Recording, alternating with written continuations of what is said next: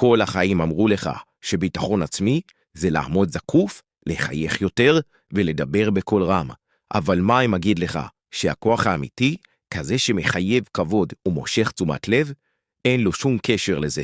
זה לא הביטחון המזויק שמתמוטט תחת לחץ, זה משהו עמוק הרבה יותר, משהו שלא ניתן לזעזע. זהו ביטחון עצמי אפל. אם נמאס לך להרגיש בלתי נראה, ואתה רוצה להשיג עוצמה אמיתית, כזאת שבכל פעם שתיכנס לחבר, האנרגיה מיד תשתנה, אז יישאר עד הסוף, כי בסיום הסרטון הזה, אתה לא רק תתנהג בביטחון, אתה תהפוך לביטחון עצמו. לפני שניכנס לטקטיקות, נשבור מיתוס מעוות שמכרו לך כל חייך. ביטחון עצמי זה לא לחשוב, אני האדם הכי חכם, הכי מושך, הכי קריזמטי בחבר, וכולם יאהבו אותי. זו אשליה, זו תלות, זו חולשה. כי ברגע שהביטחון שלך תלוי באישור של אחרים, אתה כבר בובה בידיים שלהם. ביטחון אמיתי הוא להיכנס לחדר ולחשוב, אני לא דואג אם אתם אוהבים אותי או לא. אני כאן לעשות את מה שאני רוצה, איך שאני רוצה, ודעה של אף אחד לא תשנה את זה. ביטחון עצמי זה לא מתייחס להיות אהוב. זה להיות מכובד, וכבוד מגיע כשאתה מפסיק לחפש אישור של אחרים, ומתחיל לנוע בחיים עם תחושה עצמית בלתי מעורערת.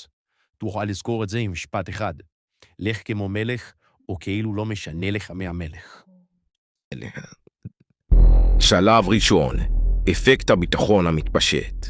רוב האנשים מנסים לזייף עד שהם מצליחים, אבל ביטחון זה לא מתג שמפעילים, זהו שריר שבונים, ואחת הדרכים המהירות ביותר להגדיל אותו היא דרך אפקט ההתפשטות. תחשוב על תחום בחיים שבו אתה כבר מרגיש חזק. אולי זה בחדר הכושר, אולי בנגינה, או אולי בלימודים, שאתה שולט באמת באותו עורום, ובאמונה העצמית שלך מתרוממת לשמיים. עכשיו אתה לוקח את האנרגיה הזאת, ומעביר אותה לתחומים אחרים.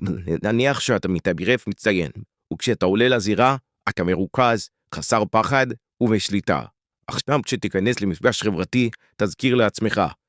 קיבלתי מכות, התמודדתי עם עייפות, והצלחתי להביס יריבים. מה זה בשבילי שיחה עם חברים?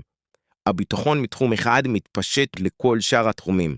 אז קח משהו, שלוט בו, תהיה באמת באמת טוב בו. ואז תראה איך הביטחון שבנית שם, משפיע על איך שאתה נושא את עצמך בכל מקום. שלב שני, תפסיק לחפש אישור. דברים חלשים רודפים אחרי אישור. כפרים עם ביטחון אפל, גורמים לאחרים להתאים את עצמם לקצב שלהם. אתה לא צריך להיות אחר רועש. אתה לא צריך להיות במרכז תשומת הלב. אתה רק צריך להרגיש כל כך נוח באור שלך, שאנשים ירגישו את הנוכחות שלך מבלי שתצטרך להגיד מילה. תפסיק להסביר את עצמך ולהתנצל על כל שטות. זה רק מקטין אותך והופך אותך למטרה קלה לתמרון. תסתכל על הדמויות השולטות בסרטים. הן לא אלה שמדברות הכי הרבה. הן לא צריכות, כי כל מילה, כל מבט, כל תנועה מדויקת כמו סכין. וכך גם אתה צריך לעשות. בעולם שבו כולם צורכים בשביל לבלוט, תהיה אתה זה שהשקט שלו מורגש יותר מהכל. שלב שלישי, אל תיתן למחשבות הרעילות לנצח. כבר היית בסיטואציה הזו לפני כן. אתה יודע את התשובה בכיתה, אבל אתה מאסס. אתה רואה הזדמנות, אבל אתה מטיל ספק בעצמך. אתה רוצה לדבר, אבל משהו בפנים אומר, מה אם מתשל? ההיסוס הזה הוא מוות לביטחון העצמי שלך, והדרך היחידה לשבור אותו היא לפעול לפני שהפחד שלך מספיק לעצור אותך. בפעם הבאה שהמוח שלך אומר, אולי לא כדאי, תשתיק אותו, ופשוט תעשה את זה. אם אתה רוצה לומר משהו, אמור אותו. אם אתה רוצה לעשות מהלך, עשה אותו. בכל פעם שאתה פועל למרות ההיסוס, אתה מאמן את המוח שלך לכבד אותך. וככה תעקור מהשורש את הפקפוק העצמי שעוצר אותך. ביטחון הוא עסק של ניצחונות קטנים שנגבים לאורך זמן.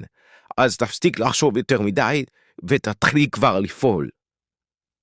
עכשיו הקשב טוב. אתה לא כאן כדי להיות אהוב.